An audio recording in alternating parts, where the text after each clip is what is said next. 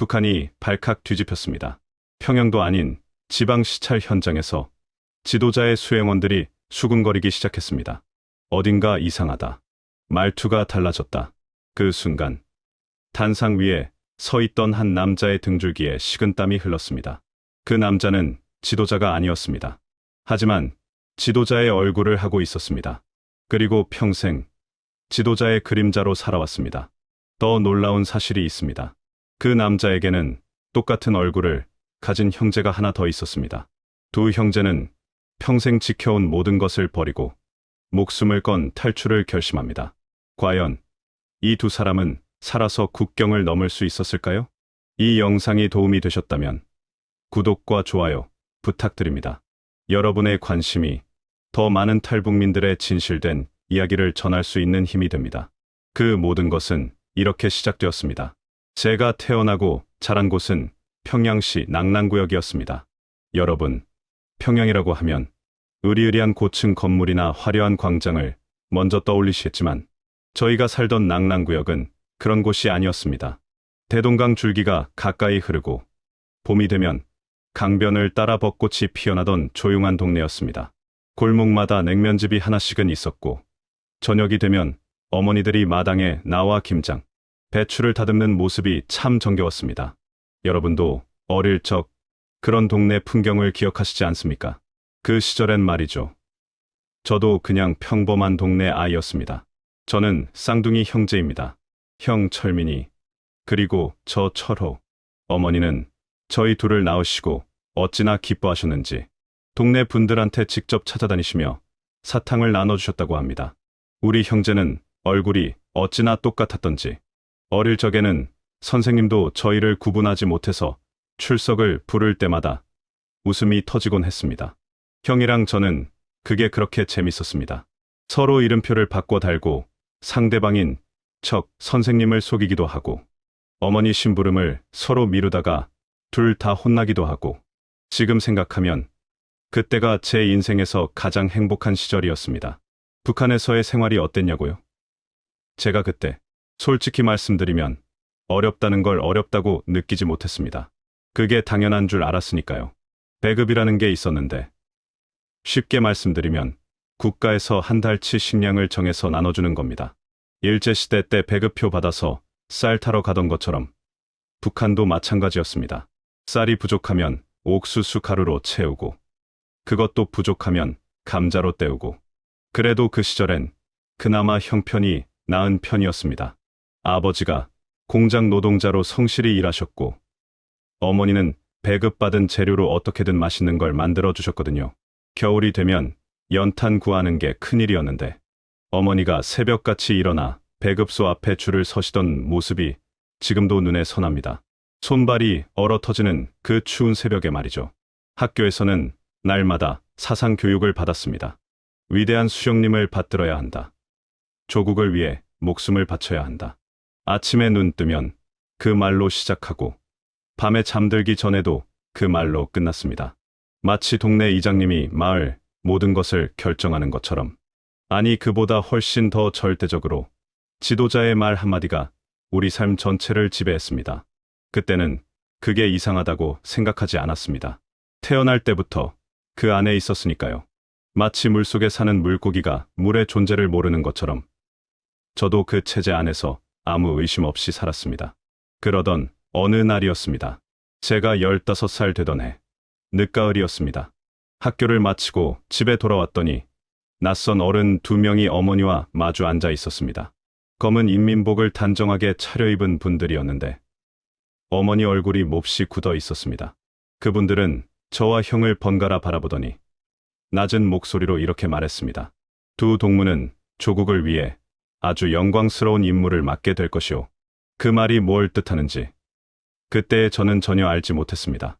어머니는 저희가 방에 들어간 뒤에도 한참을 그분들과 이야기를 나누셨습니다. 그날 밤 저는 이불 속에서 형과 나란히 누워 영광스러운 임무가 뭘까? 하고 두근두근 기대했습니다. 형도 마찬가지였습니다. 둘 다 뭔가 대단한 일을 하게 되는 줄 알고 잠을 설쳤습니다. 하지만 어머니는 그날 밤 내내 우셨습니다. 저는 그 울음소리가 무엇을 의미하는지 한참이 지나서야 알게 되었습니다. 그로부터 일주일 뒤, 저와 형은 평양 외곽의 어느 시설로 이송되었습니다. 어머니는 배웅을 나오셨는데 대문 앞에서 저희 손을 꼭 쥐고는 아무 말씀도 못 하셨습니다. 그냥 우리 얼굴만 한참 들여다보셨습니다. 마치 이 얼굴을 눈 속에 꼭꼭 새겨두려는 것처럼. 저는 그때도 처없이 어머니, 금방 다녀올게요 하고 손을 흔들었습니다. 형도 마찬가지였고요. 어머니가 돌아서며 어깨를 들썩이는 걸 보면서도 저는 그게 무슨 의미인지 몰랐습니다. 15살짜리 아이가 어떻게 알았겠습니까? 시설에 도착하니 저희 말고도 비슷한 또래의 아이들이 몇 명 더 있었습니다. 모두 하나같이 눈빛이 크고 체격이 비슷했습니다. 나중에 알고 보니 저희처럼 특수한 외모를 이유로 선발된 아이들이었습니다. 설명을 들었을 때 처음엔 귀를 의심했습니다. 우리는 앞으로 지도자 동지의 대역이 될 것이라고. 공식 행사에 지도자 대신 나서거나 암살 위협이 있을 때 방패막이 역할을 한다고. 형이 제 팔을 꼬집었습니다. 저도 꿈인지 생시인지 분간이 안 됐습니다. 훈련은 곧바로 시작되었습니다. 여러분, 이게 보통 훈련이 아니었습니다. 아침부터 밤까지 지도자의 걷는 방식을 똑같이 따라하는 겁니다. 발을 어떻게 내딛고, 팔을 어떻게 흔들고, 고개를 얼마나 들고, 거울 앞에 서서 하루에 수백 번을 반복했습니다. 말투 훈련도 있었습니다. 지도자 특유의 함경도 억양, 말을 끊는 타이밍, 손짓 하나하나까지 전부 외워야 했습니다. 마치 배우가 연기를 배우는 것 같았지만 틀리면 박수가 아니라 벌이 따라왔습니다. 선생이라고 불리는 담당 요원이 죽도록 종아리를 때리기도 하고 밥을 굶기기도 했습니다. 그래도 저는 그때까지는 버텼습니다. 형이 옆에 있었으니까요. 형이랑 저는 밤마다 이불 속에서 속닥거렸습니다. 야, 나 오늘 걷기 점수 받았다. 나는 말투 칭찬받았어. 서로 의지하면서 견뎠습니다. 몇 년이 흘렀습니다. 저희는 점점 지도자를 닮아갔습니다. 아니, 정확히는 저희 자신을 잃어갔습니다. 거울 앞에 서면 가끔 무서운 생각이 들었습니다. 저게 나인가? 아니면 지도자인가? 이름도 함부로 부를 수 없었습니다. 시설 안에서는 그냥 번호로 불렸습니다. 저는 2호, 형은 1호였습니다. 생일도 공식적으로는 없는 셈이었습니다. 모든 기록이 봉인되어 있었으니까요. 그러던 어느 날이었습니다. 제가 22살 되던 해였을 겁니다. 함께 훈련받던 동료 중에 성진이라는 친구가 있었습니다. 저희보다 한두 살 어렸는데 부침성이 좋아서 다들 잘 따랐습니다. 어느 날 공식 행사에 대역으로 투입됐다가 돌아오는 길에 긴장한 나머지 작은 실수를 했다고 했습니다. 수행원 한 명과 눈을 마주쳤는데 지도자라면 절대 하지 않을 행동을 한 겁니다. 고개를 살짝 숙인 거였습니다. 사흘 뒤 성진이는 시설에서 사라졌습니다. 아무도 어디 갔는지 말해주지 않았습니다. 그냥 없어졌습니다. 밥자리에 빈 그릇만 남겨진 채로. 담당 요원은 우리가 물어보자 딱 한마디만 했습니다. 쓸모가 없어진 것들은 돌아가는 법이요. 그게 무슨 뜻인지 그 방 안에 있던 우리 모두는 알았습니다. 여러분, 6.25 때도 사람이 그렇게 그냥 사라질 수는 없었다고 하지 않습니까? 그런데 저는 그 순간 평생 처음으로 등골이 서늘해지는 걸 느꼈습니다. 그날 밤 형이 제 귀에 대고 아주 작은 목소리로 속삭였습니다. 철호야, 우리 여기서 늙어 죽겠구나. 저는 그 말에 아무 대답도 하지 못했습니다. 그냥 천장을 바라보면서 어머니 얼굴을 떠올렸습니다. 배웅 나오시던 그날, 대문 앞에서 눈물을 삼키시던 그 모습을 어머니는 이미 다 알고 계셨던 겁니다. 우리가 어디로 가는지, 어떻게 되는지를. 그게 제가 처음으로 공포라는 것을 느낀 순간이었습니다. 그리고 동시에 지금까지 한 번도 해본 적 없는 질문이 머릿속에 떠올랐습니다. 나는 왜 이렇게 살아야 하는 걸까? 성진이가 사라진 뒤로 시설 안의 분위기는 완전히 달라졌습니다. 다들 말수가 줄었습니다. 밥을 먹을 때도, 훈련을 할 때도 눈을 마주치는 사람이 없었습니다. 마치 서로가 서로를 의심하는 것처럼. 아니, 사실 의심이 맞았습니다. 나중에 알게 된 사실이지만 시설 안에는 서로를 감시하고 보고하는 체계가 있었습니다. 담당 요원이 대놓고 말했습니다. 동무들은 서로의 행동을 잘 살펴야 하오. 그것도 조국을 위한 임무요. 옆집에서 다 들여다보는 것처럼. 아니, 그보다 훨씬 촘촘하게. 우리는 서로를 감시하며 살았습니다. 그러니 말 한마디도 조심해야 했고, 표정 하나도 함부로 지을 수 없었습니다. 그런 생활이 10년 넘게 이어졌습니다. 26살이 되던 해였습니다. 형, 철민이가 먼저 제 옆에 앉더니 낮은 목소리로 말했습니다. 철호야, 너 영희 알지? 나 그 아이가 좋다. 저는 깜짝 놀랐습니다. 시설 안에 여성 요원이 몇 명 있었는데 영희는 그중 한 명이었습니다. 조용하고 단정한 분이었는데 형이 그분을 마음에 두고 있었던 겁니다. 저는 반은 걱정되고 반은 웃음이 나왔습니다. 형, 그러다 보고 당하면 어떡해? 형이 씩 웃으며 말했습니다. 그래도 사람이 사람을 좋아하는 건 막을 수 없잖아. 형의 말이 맞았습니다. 사람이 사람을 좋아하는 건 어떤 체제도 완전히 막을 수 없었습니다.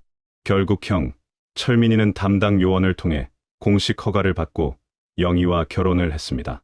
저희 시설에서는 결혼도 국가의 허락이 필요했습니다.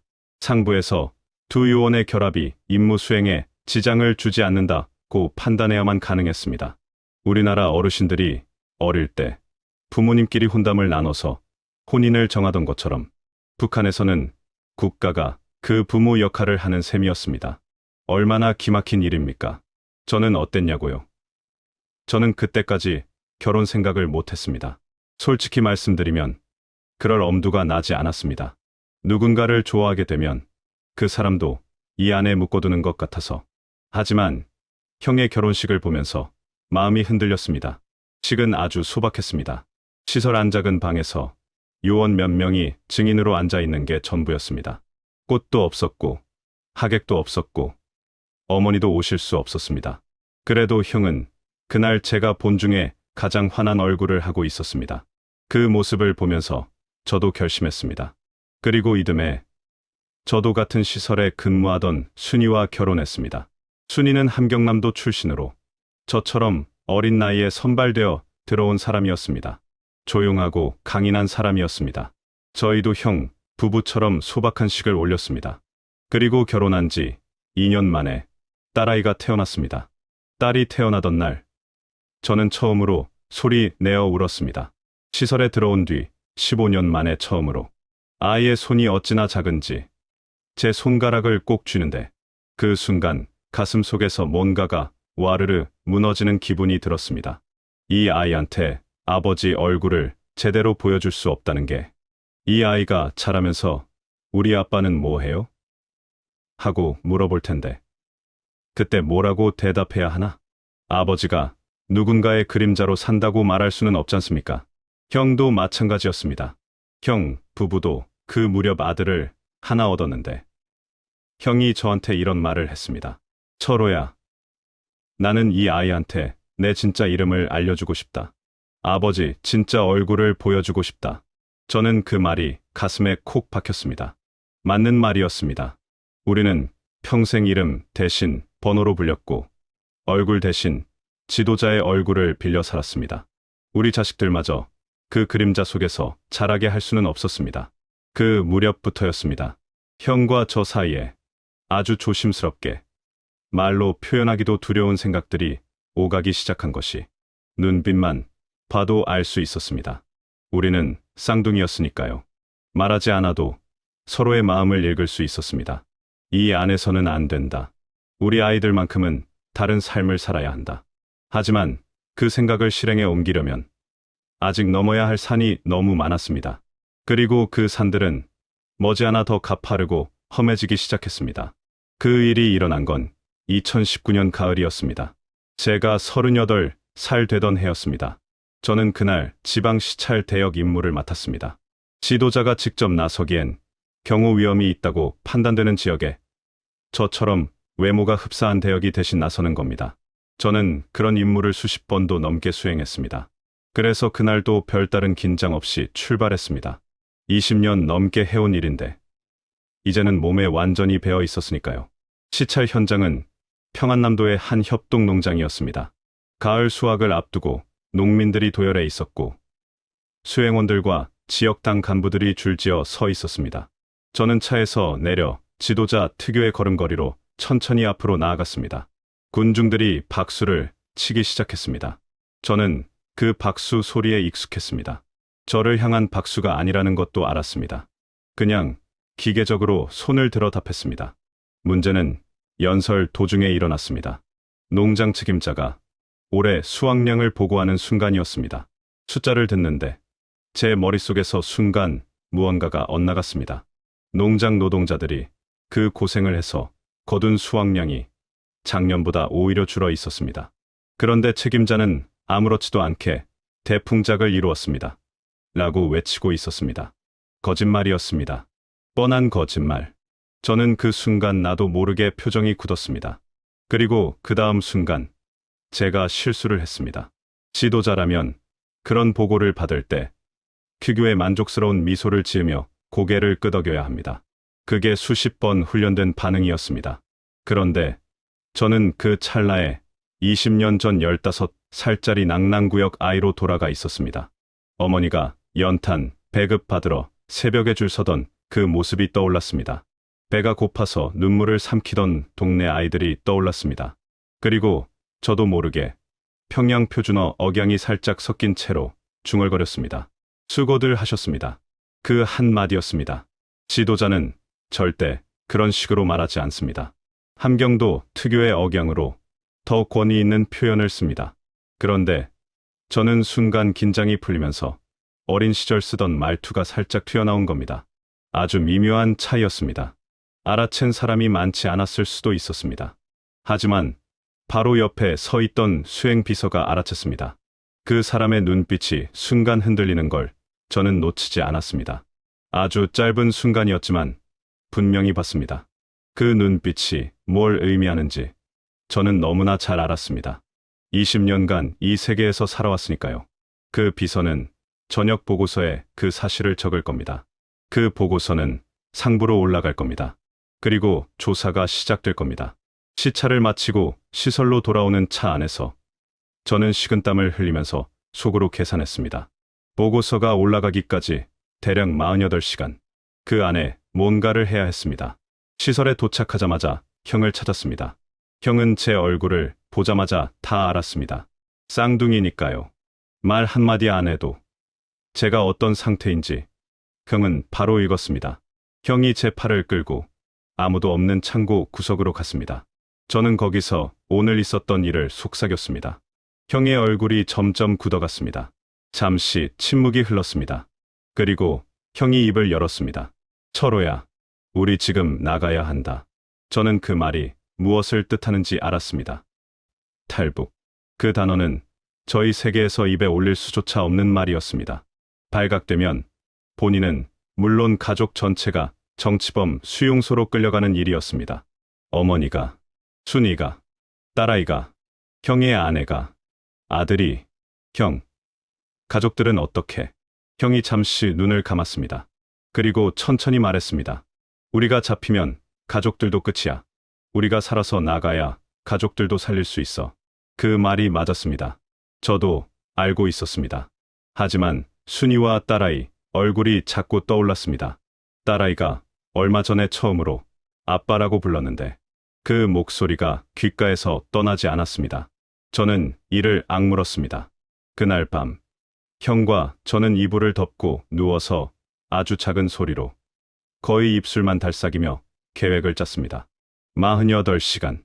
아는 사람을 통해 탈출 루트를 알아봐야 했습니다. 돈이 필요했습니다. 우리한테는 그나마 몇 년간 모아둔 외화가 조금 있었습니다. 시설 안에서 특수 임무 수당으로 받은 것들이었습니다. 새벽 2시쯤 됐을까요? 형이 갑자기 말했습니다. 철호야, 어머니 산소에 가고 싶다. 저는 그 말에 가슴이 먹먹해졌습니다. 어머니는 3년 전에 돌아가셨습니다. 저희는 임무 때문에 임종도 못 지켰습니다. 장례식도 남들 몰래 잠깐 다녀오는 것으로 끝이었습니다. 형이 말한 것처럼 떠나기 전에 어머니 산소에 한번 가야 했습니다. 우리는 다음 날 아침 일찍 짧은 외출 허가를 얻어 어머니가 묻힌 낭랑구역 인근 야산을 찾았습니다. 어머니, 산소 앞에서 형과 저는 나란히 무릎을 꿇었습니다. 저는 속으로만 말했습니다. 어머니, 저희 떠납니다. 잘못 살았습니다. 이제 우리 자식들만큼은 사람답게 살게 하겠습니다. 용서해 주세요. 형도 눈을 감고 고개를 숙이고 있었습니다. 두 사람 모두 말이 없었습니다. 그냥 그렇게 한참을 있었습니다. 그리고 우리는 일어섰습니다. 뒤를 돌아보지 않았습니다. 돌아보면 발이 떨어지지 않을 것 같았습니다. 48시간의 시계가 째깍째깍 흐르고 있었습니다. 탈출 당일 새벽 3시였습니다. 형과 저는 아무것도 챙기지 않았습니다. 짐을 싸면 의심을 받습니다. 평소와 똑같이 행동해야 했습니다. 주머니 안에 그동안 모아둔 외화 몇 뭉치, 그리고 사진 한 장. 딸아이 돌 사진이었습니다. 순이가 몰래 찍어서 저한테 건네준 것이었는데 저는 그걸 가슴 안주머니 깊숙이 넣었습니다. 형도 아들 사진을 품에 넣었습니다. 그게 우리가 챙긴 전부였습니다. 시설을 빠져나가는 건 생각보다 어렵지 않았습니다. 우리는 특수요원이었고 심야의 긴급 임무를 이유로 외출하는 일이 종종 있었습니다. 형이 미리 짜둔 구실이 있었습니다. 담당 요원에게 평양 외곽 지점에서 긴급 연락이 왔다고 보고했고 요원은 별 의심 없이 통행증에 도장을 찍어줬습니다. 20년간 한 번도 문제를 일으키지 않은 요원들이었으니까요. 그게 오히려 우리한테 유리하게 작용했습니다. 평양을 벗어나 함경북도 방향으로 이동하는데 하루가 꼬박 걸렸습니다. 중간에 중개인을 만났습니다. 미리 연락을 취해둔 사람이었는데 북한에서 탈북 루트를 안내해주는 브로커였습니다. 그 사람을 믿어야 하는지 믿지 말아야 하는지 솔직히 확신이 없었습니다. 하지만 우리한테 선택지가 없었습니다. 48시간은 이미 절반이 지나 있었습니다. 중개인은 저희 둘을 보더니 잠시 멈칫했습니다. 그리고 이렇게 말했습니다. 두 분이 참 많이 닮으셨네요. 저와 형은 눈빛을 교환했습니다. 쌍둥이라고 말할 수도 없었습니다. 쌍둥이 대역이라는 걸 알리는 순간 그 사람이 우리를 밀고 할 수도 있었습니다. 그냥 형제입니다 라고만 했습니다. 중개인은 더 묻지 않았습니다. 그 세계에서는 많이 묻는 게 오히려 위험하다는 걸 다들 알고 있었습니다. 두만강에 도착한 건 다음 날 새벽이었습니다. 강폭이 생각보다 좁았습니다. 하지만 그게 오히려 더 위험했습니다. 좁다는 건 감시가 더 촘촘하다는 뜻이니까요. 강변 일대에 수비대가 순찰을 돌고 있었고 군데군데 조명이 켜져 있었습니다. 중개인이 조명 사각지대를 파악해서 움직이는 시간대를 알려줬습니다. 순찰 교대 시간 사이 딱 15분의 틈이 있었습니다. 그 15분 안에 건너야 합니다. 저는 강물을 바라봤습니다. 10월 초였습니다. 물이 얼마나 찬지는 발을 담그기 전에도 알 수 있었습니다. 가을 두만강은 손발이 마비될 만큼 차갑다는 걸 이미 들어서 알고 있었습니다. 그런데 그때 예상치 못한 문제가 생겼습니다. 강 건너편 중국 쪽에서 손전등 불빛이 움직이기 시작했습니다. 중국 국경 순찰대였습니다. 중개인이 낮은 소리로 욕을 뱉었습니다. 오늘은 안 되겠다. 내일로 미뤄야. 저는 그 말을 듣는 순간 형 팔을 잡았습니다. 안 돼. 우리 지금 건너야 해. 형이 제 눈을 봤습니다. 저도 형 눈을 봤습니다. 말이 필요 없었습니다. 보고서가 올라갈 시간이 다가오고 있었습니다. 지금 돌아가면 끝이었습니다. 형이 고개를 끄덕였습니다. 우리는 중개인의 만류를 뿌리치고 강으로 들어갔습니다. 물이 차가웠습니다. 차갑다는 표현이 부족할 만큼 발목이 잠기는 순간 온몸에 전기가 오르는 것 같았습니다. 허리까지 잠겼을 때는 숨이 막혔습니다. 소리를 내면 안 됐습니다. 저는 이를 악물고 앞으로 나아갔습니다. 옆을 보니 형도 눈을 질끈 감으며 발을 내딛고 있었습니다. 강 중간쯤 왔을 때였습니다. 갑자기 강 북쪽에서 손전등 불빛이 우리 쪽을 향해 움직였습니다. 북한 수비대였습니다. 저는 반사적으로 형 팔을 잡아 끌며 강물 속으로 몸을 낮췄습니다.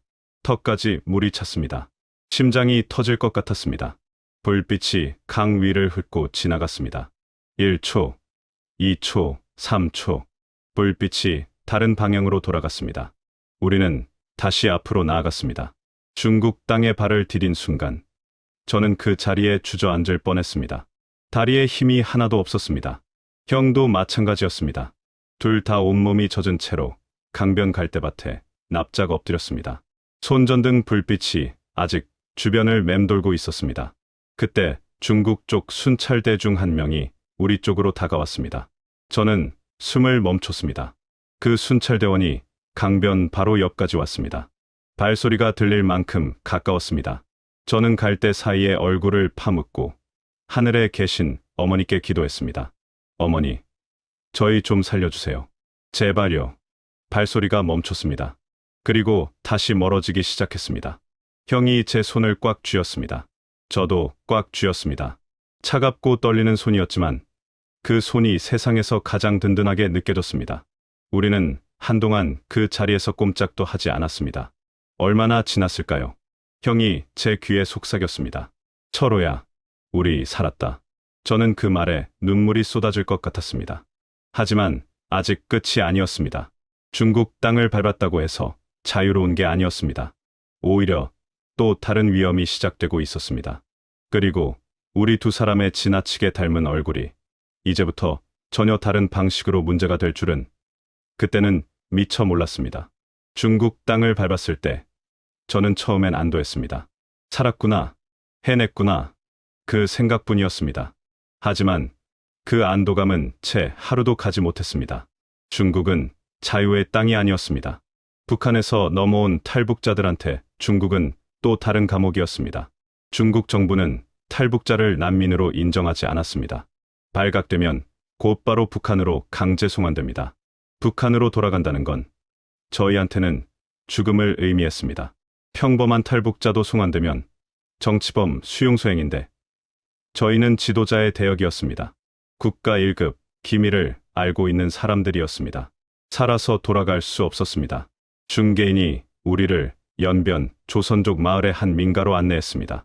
조선족 할머니 한 분이 사시는 낡은 집이었는데 할머니는 우리를 보자마자 아무 말 없이 안으로 들이셨습니다. 젖은 옷을 벗으라고 하시고 당신 아들 옷을 꺼내주셨습니다. 뜨거운 숭늉도 한 그릇씩 주셨습니다. 그 숭늉 한 모금이 얼마나 따뜻하던지 저는 그 맛을 지금도 잊지 못합니다. 같은 핏줄이라고 말 한마디 없이 그렇게 도와주신 분이었습니다. 여러분, 살면서 남한테 그런 은혜를 입어보신 적 있으십니까? 아무 대가도 바라지 않고 그냥 같은 민족이라는 이유만으로 목숨 걸고 도와주시는 분들이 그 중국 땅에도 되셨습니다. 할머니 댁에서 하룻밤을 묵으며 몸을 좀 추스른 뒤에야 우리는 앞으로 어떻게 할지 이야기를 나눌 수 있었습니다. 중개인은 우선 며칠간 그 민가에 숨어 있으라고 했습니다. 북한 쪽에서 수배가 내려지는데 시간이 걸리고 중국 공안의 단속도 특정 시기에 집중된다고 했습니다. 그 타이밍을 피해서 움직여야 한다는 것이었습니다. 저와 형은 고개를 끄덕였지만 속으로는 초조함을 감출 수가 없었습니다. 평양의 시설에서 보고서가 이미 올라갔을 시간이었습니다. 지금쯤 우리를 찾고 있을 거라는 생각이 머릿속에서 떠나지 않았습니다. 문제는 그 다음부터였습니다. 저와 형은 함께 다닐 수가 없었습니다. 얼굴이 똑같은 두 사람이 나란히 다니면 어디서든 눈에 띄었습니다. 조선족 동네에서도, 시장에서도, 길을 걸을 때도 사람들이 우리를 보면 반드시 한 번씩 두리번거리며 다시 쳐다봤습니다. 심지어 할머니 댁에 물건을 배달하러 온 청년이 우리 둘을 보고는 어유, 쌍둥이세요? 하며 깜짝 놀라는 바람에 시겁하기도 했습니다. 눈에 띈다는 건 곧 발각될 위험이 높아진다는 뜻이었습니다. 탈북자를 신고하면 중국 당국에서 포상금을 준다는 말이 있었습니다. 아무도 믿을 수 없는 상황이었습니다. 결국 중개인이 말했습니다. 두 분이 같이 있으면 안 됩니다. 따로 숨어야 해요. 그 말을 들었을 때 형과 저는 서로 얼굴을 마주봤습니다. 평생을 붙어서 살아온 쌍둥이였습니다. 15살에 국가에 끌려간 뒤로도 항상 같은 시설에서 같은 방에서 서로를 의지하며 살아왔습니다. 그런데 이제 헤어져야 한다고요. 그것도 언제 다시 만날지 모르는 채로. 형이 먼저 말했습니다. 그래야지 어떡해. 철호야, 너 먼저 가. 저는 고개를 저었습니다. 형이 먼저 가. 둘 다 서로를 먼저 보내려고 했습니다. 중개인이 보다 못해 제비뽑기를 시켰습니다. 형이 걸렸습니다.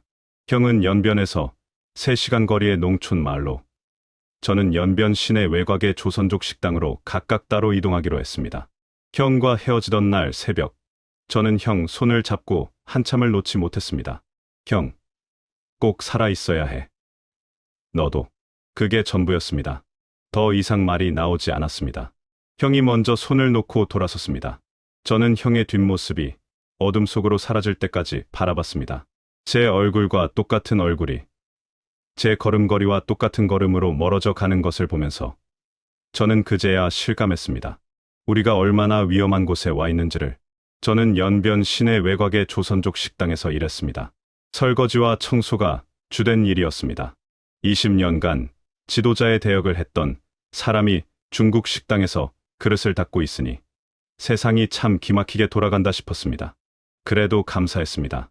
밥을 먹을 수 있었고 지붕 아래서 잘 수 있었으니까요. 식당 주인 아주머니도 조선족이셨는데 제 사정을 대충 눈치채시고는 묻지 않으셨습니다. 그냥 일만 열심히 하면 된다고 하셨습니다. 중국 생활이 쉬울 리 없었습니다. 중국말을 못하니 시장에 나가는 것도 마음대로 할 수 없었습니다. 신분증이 없으니 병원도 못 갔습니다. 한 번은 감기가 심하게 걸렸는데 약 하나를 구하지 못해서 열을 앓으며 일주일을 버텼습니다. 밤마다 식당 창고 구석에 쪼그리고 앉아서 딸아이 사진을 꺼내봤습니다. 돌 사진 속에서 아이는 해맑게 웃고 있었습니다. 그 웃음을 보면서 저는 스스로한테 다짐했습니다. 무슨 일이 있어도 살아남아야 한다고. 이 아이한테 아버지가 살아있다는 걸 보여줘야 한다고. 형이 보고 싶었습니다. 순이가 보고 싶었습니다. 딸아이가 보고 싶었습니다. 북에 두고 온 사람들 얼굴이 잠들기 전마다 차례차례 떠올랐습니다. 순이는 지금쯤 어떻게 됐을까요? 제가 사라진 걸 알고 조사를 받고 있진 않을까요? 딸아이는 아빠가 어디 갔냐고 묻진 않을까요? 그 생각들이 밀려올 때마다 가슴이 무너지는 것 같았습니다. 하지만 저는 그 감정을 눌러야 했습니다. 살아남는 게 먼저였으니까요. 그렇게 한 달이 지났습니다. 그리고 어느 날 중개인한테서 연락이 왔습니다. 형을 만날 수 있다고, 지정된 장소로 오라고. 저는 그날 새벽 식당 주인 아주머니한테 몰래 양해를 구하고 길을 나섰습니다.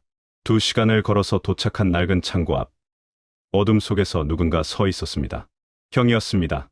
저는 아무 말도 못하고 그냥 뛰었습니다. 형도 뛰어왔습니다. 우리는 그 창고 앞에서 서로를 부둥켜 안았습니다. 말이 없었습니다. 그냥 한참을 그렇게 있었습니다. 형의 어깨가 들썩였습니다. 저도 눈물이 났습니다. 한 달 만이었는데 10년은 떨어져 있었던 것 같았습니다. 형, 얼굴이 많이 상해 있었습니다. 농촌 마을에서 밭일을 했다고 했습니다. 손이 거칠어지고 얼굴이 까맣게 탔지만 그래도 살아 있었습니다. 그것만으로 충분했습니다. 한참 만에 형이 입을 열었습니다. 철호야, 우리 한국 가자. 저는 고개를 들었습니다. 한국. 그 말이 현실처럼 들리지 않았습니다. 중국에서 동남아시아를 거쳐 한국으로 가는 루트가 있다는 건 들어 알고 있었습니다. 하지만 그 험난한 길을 우리가 정말 갈 수 있을지 확신이 없었습니다. 잡히면 어떻게 됩니까? 북송되면 끝입니다. 그 생각을 하니 발이 얼어붙는 것 같았습니다. 그런데 형이 말했습니다. 여기선 언제까지고 숨어만 살아야 해. 그리고 언제 잡힐지도 모르고 우리 애들한테 아버지가 살아있다는 걸 보여주려면 한국에 가야 해. 거기서 우리 이름으로 살아야 해. 평생 번호로 불렸잖아. 이제는 우리 이름으로 살자. 저는 형 눈을 봤습니다. 그 눈빛에 두려움도 있었지만 그보다 더 강한 무언가가 있었습니다. 저는 천천히 고개를 끄덕였습니다. 그날 밤 형과 저는 조선족 할머니 댁 창고에 나란히 앉아 중개인이 설명해주는 루트를 들었습니다. 연변에서 곤면까지 기차로 이동하고 거기서 다시 육로로 미얀마 국경을 넘어 태국 방콕으로 이동한 뒤 태국 주재 한국 대사관에 자진 출도하는 방법이었습니다. 그 루트를 따라 한국에 간 사람들이 꽤 있다고 했습니다. 하지만 중간에 잡히면 미얀마나 태국에서 북송될 수도 있다고 했습니다. 성공을 장담할 수 없었습니다. 형이 물었습니다. 얼마나 걸려요? 빠르면 2달, 늦으면 반년도 넘습니다. 저는 그 말을 들으며 딸아이 얼굴을 떠올렸습니다. 반년, 그 시간 동안 아이는 또 얼마나 클까요?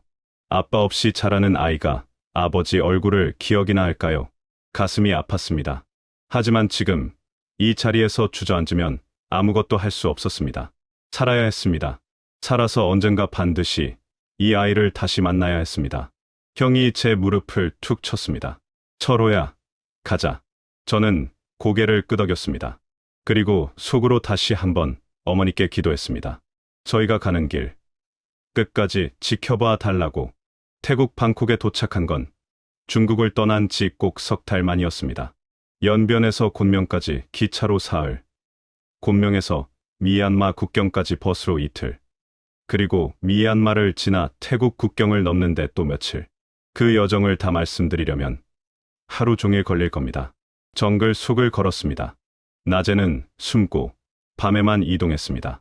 비가 쏟아지는 날에는 진흙탕 속을 기다시피 해서 넘어갔습니다. 한 번은 미얀마 국경 근처에서 현지 단속반을 만나 형과 제가 각각 다른 방향으로 뛰어 달아난 적도 있었습니다. 그날 밤 지정된 장소에서 형을 다시 만났을 때 저는 그제야 숨을 내쉬었습니다. 살았구나. 형도 살았구나.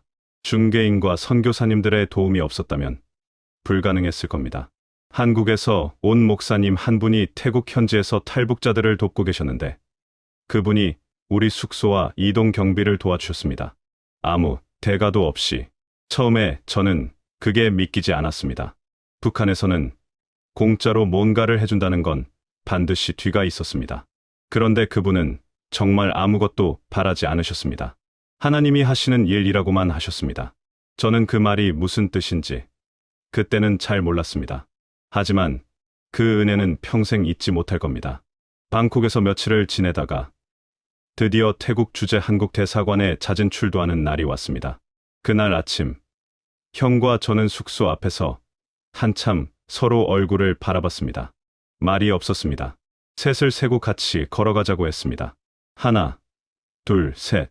우리는 나란히 대사관 정문을 향해 걸어갔습니다.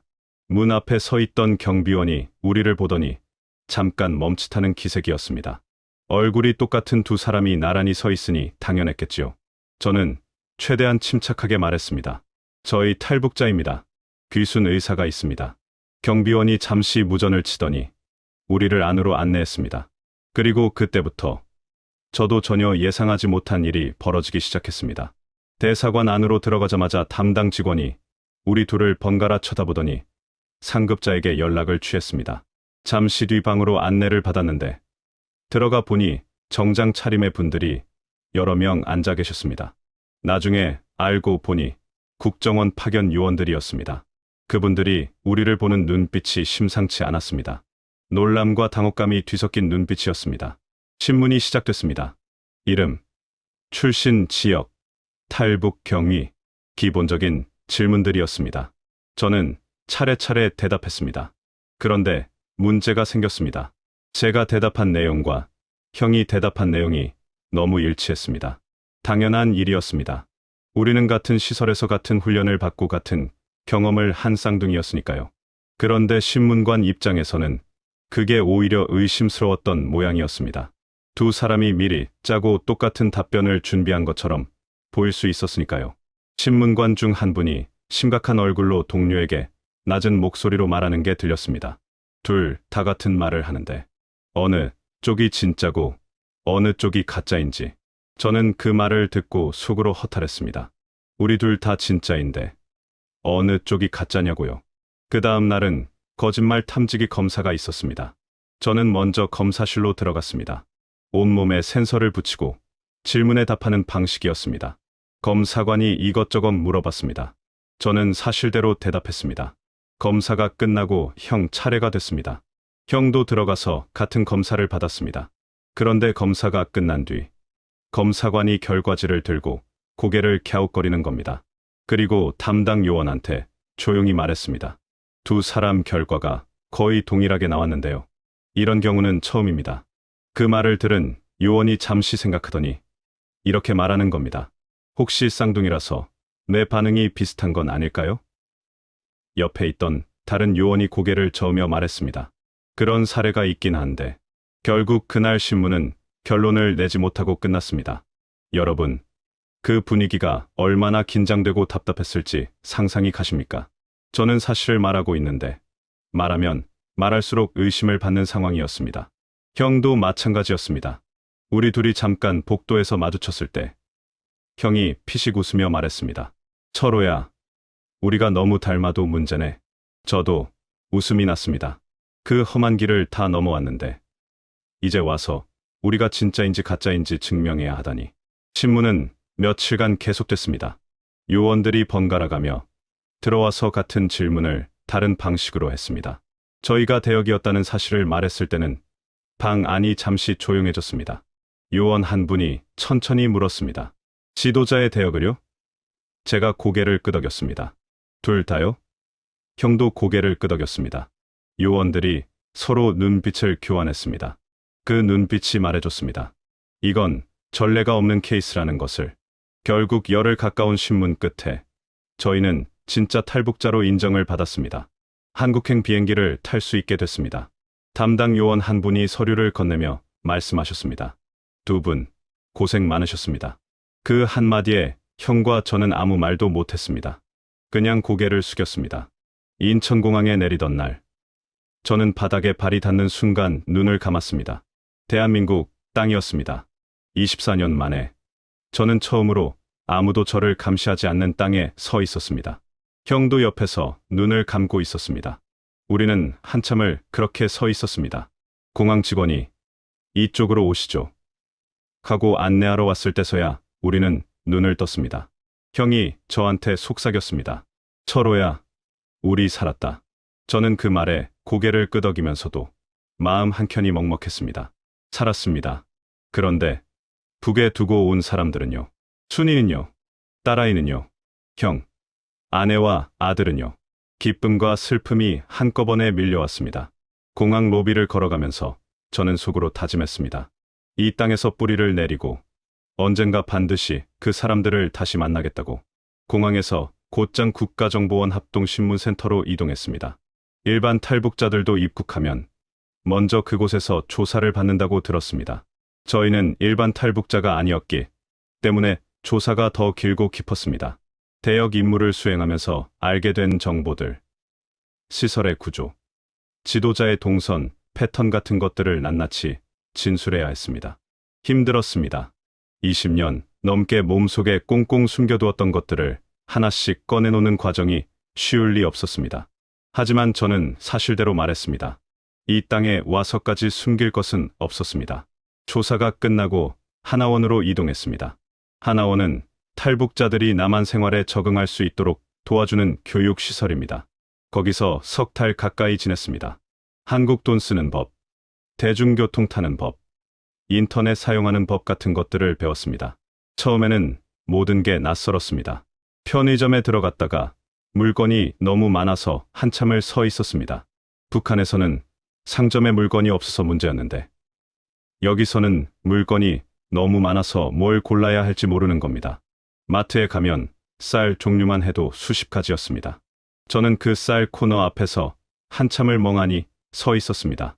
어린 시절 어머니가 배급소에서 타온 옥수수 가루를 물에 개서 죽을 끓이시던 모습이 생각났습니다.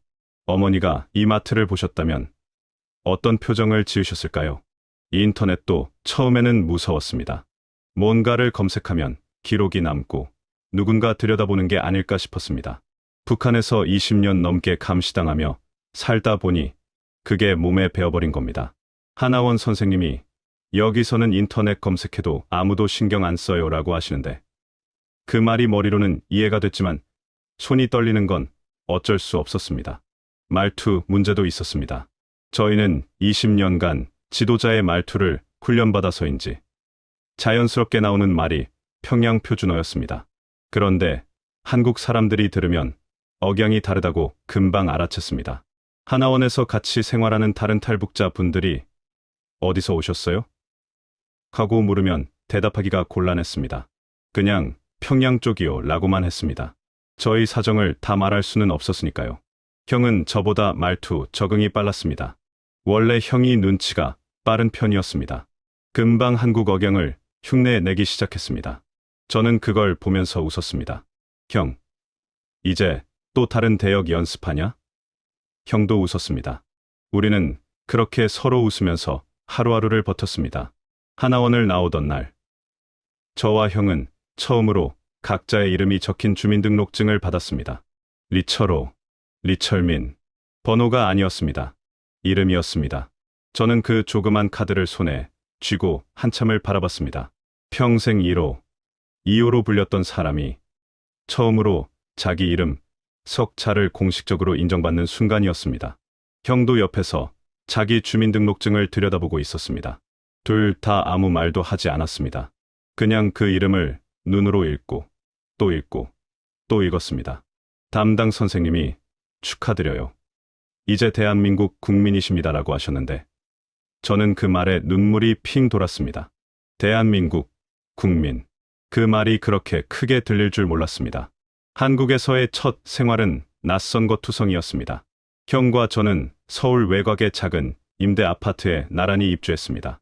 처음으로 아무도 감시하지 않는 공간에서 잠을 잤습니다. 그런데 이상하게도 처음 며칠은 잠이 오지 않았습니다. 너무 조용했습니다. 북한 시설에서는 늘 어딘가에서 소리가 났습니다. 요원들의 발소리, 점호 소리, 새벽 방송 소리. 그런데 여기는 그냥 고요했습니다. 그 고요함이 오히려 낯설었습니다. 형도 마찬가지였습니다. 새벽에 눈이 떠지면 둘 다 천장을 바라보다가 서로 멀쩡한지 확인하고는 다시 눈을 감곤 했습니다. 문화 차이도 컸습니다. 여러분, 한국에는 24시간 내내 여는 편의점이 있지 않습니까? 저는 그게 처음에 정말 신기했습니다. 새벽 2시에도 불이 켜져 있고 들어가면 따뜻하고 뭐든 살 수 있었습니다. 북한에서는 해가 지면 시장도 닫고 먹을 게 떨어지면 그냥 굶어야 했습니다. 처음에 편의점에서 삼각김밥을 하나 샀는데 그걸 먹으면서 눈물이 났습니다. 맛이 있어서가 아니라 이런 게 당연한 세상이 있다는 게 실감이 나서였습니다. 지하철도 신기했습니다. 그 많은 사람들이 각자 핸드폰을 들여다보며 자기 갈 곳을 가고 있었습니다.